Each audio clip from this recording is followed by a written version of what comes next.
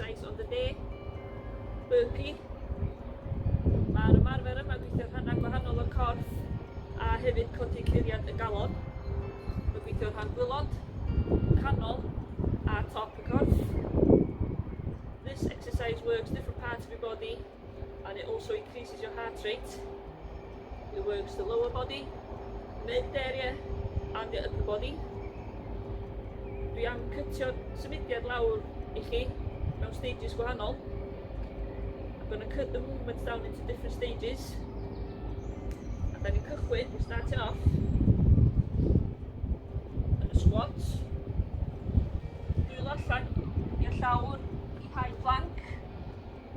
Lawr I mewn I press up a gael y chest yn trwy'n y llawr. Tycio pengliniau mewn a neud iddyn ni. So we start off in a squat. Hands in front, place them on the floor into a high plank. We do a press up, get a chest to touch the floor. Tuck your knees in and jump up.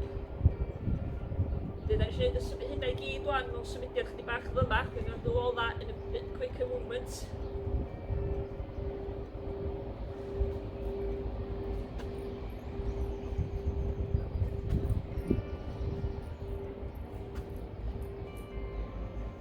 Dyna chi ymarfer y dydd. That's your exercise of the day. Burpees.